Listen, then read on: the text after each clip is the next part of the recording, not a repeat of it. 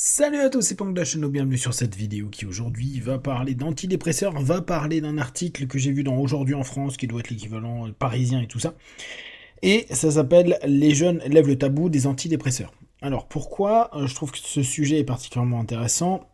Toujours dans le cadre de l'hypnothérapie, et bien sûr les psychothérapies, comprendre que une psychothérapie, une hypnothérapie peuvent être des chemins qui vont aider les personnes qui vont mal.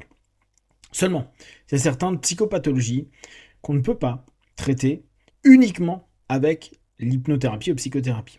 J'insiste sur uniquement, il y a certaines personnes, parce qu'il y a des problèmes chimiques qui vont avoir énormément de difficultés à vivre correctement une psychothérapie, voire même, je pense souvent aux dépressions, euh, on a l'impression que ça va mieux, et puis, paf, il y a une crise, et d'un coup, tout le boulot qui a été structuré s'efface, et on recommence à zéro.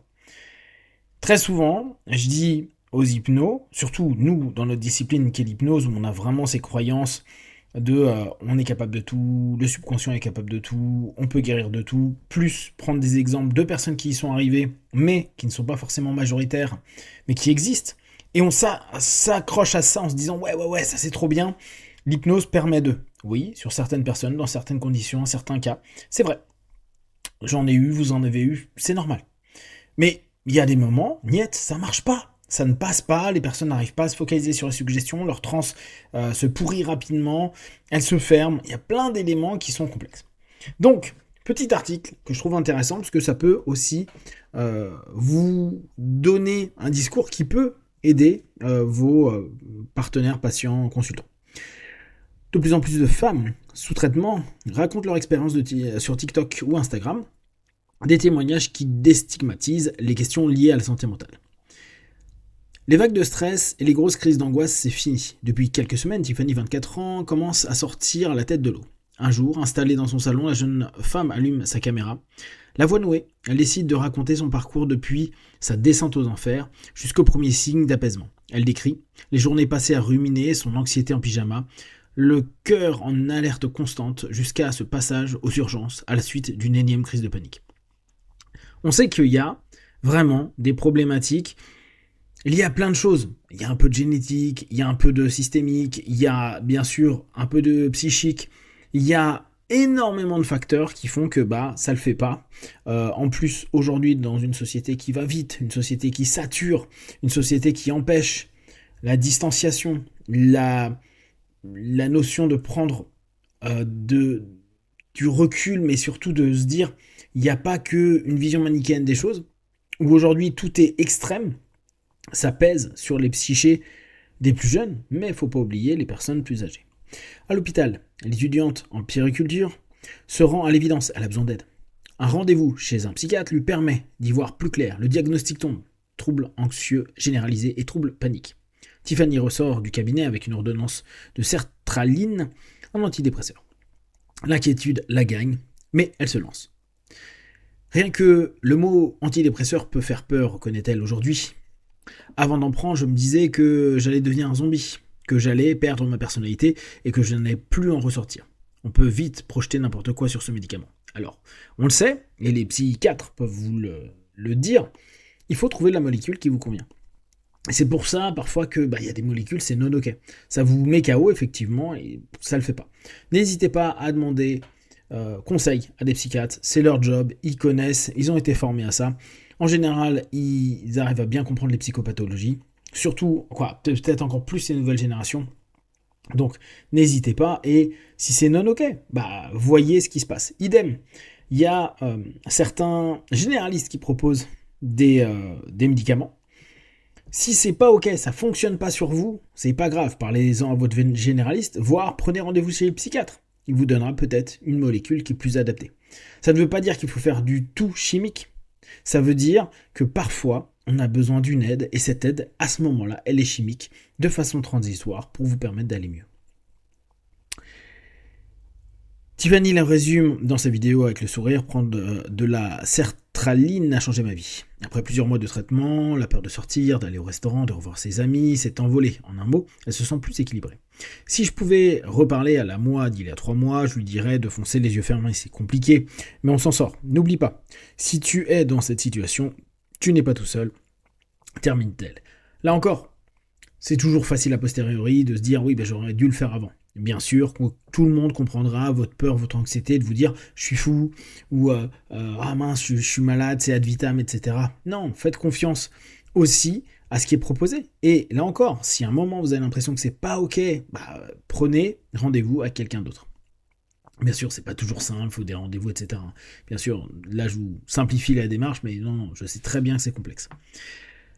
La jeune femme n'a pas tort, les recours aux antidépresseurs s'est accru ces dernières années en France, reflétant la dégradation de la santé psychique, notamment chez les jeunes femmes. Là, on peut se référer au bouquin qu'on avait un peu étudié sur The Anxious Generation, où on voyait que les femmes étaient plus touchées encore que les hommes sur les problèmes de santé mentale. Un tour sur les réseaux sociaux suffit pour mesurer l'ampleur du phénomène. Des milliers de contenus postés majoritairement par des jeunes filles évoquent leur prise d'antidépresseurs.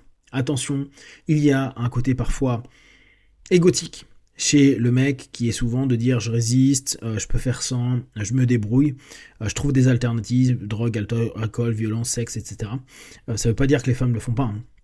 Mais chez les mecs, on a du mal à avoir cette sensibilité à se dire ça va pas, je peux t'aider. Parce que je peux t'aider, ça peut être je suis nul, je suis un cassos, je sers à rien, j'ai pas de force mentale, blablabla. D'ailleurs, on le voit hein, pour ceux qui sont thérapeutes, accompagnants, vous voyez bien au quotidien que la majeure partie des personnes qui viennent vous voir, c'est des femmes. À la manière d'un journal TikTok, elle raconte sur TikTok, d'un journal de bord, pardon, elle raconte sur TikTok ou Instagram l'évolution de leur traitement, l'apaisement de leur anxiété, les effets secondaires inattendus. La tendance est née aux US avec le hashtag Prozac Girl, Zolofgang se remarque désormais en France. Sous ces vidéos, des fragments de vie anonymes se glissent en commentaire, la peur du premier comprimé, les doutes concernant la molécule prescrite, ce qui est normal. Et ce qui peut ne pas être bon. Non, elle n'est pas ok. Vous voyez un laps de temps et dites-vous, oh, je stoppe. Quoi, vous allez voir votre spécialiste de santé. De ces échanges émerge une vague solidarité, comme les réseaux en connaissent peu. Je trouve cette bienveillance géniale. Ces témoignages sont aussi l'occasion de glaner des conseils. L'an dernier, Léonie expérimentait son premier été sous antidépresseur, bouffée de chaleur, vertige, nausée. Les effets secondaires des médicaments combinés à la canicule l'assomment. Dans un post TikTok, elle demande des astuces pour limiter la transpiration. Une fois en ligne, sa vidéo explose tous les compteurs, plus de 300 000 vues, quand ses contenus habituels dépassent timidement le millier. La preuve qu'énormément de gens sont concernés par les antidépresseurs, mais personne n'ose en parler. Ce qui est clair. Oui, quand on a des pathologies, c'est du domaine de l'intime, on n'a pas forcément envie de le dire. Même si parfois les réseaux sociaux, ça donne un peu cette idée de je m'exhibe, j'exagère le mot exhiber, mais je m'expose à un moment T, parce que c'est aussi agréable d'avoir du stroke, mais on sait très bien qu'il y a aussi un double risque, qui c'est que des personnes malveillantes vous pourrissent complètement à ce moment-là. Sous la vidéo, on lui suggère des pains de glace pour dormir, des crèmes, des gels douche adaptés. Des personnes qui ne me connaissent pas se sont aussi donné des conseils en commentaire sous ma vidéo. Je trouve cette bienveillance géniale, ça dédiabolise le médicament. On se sent enfin comprise.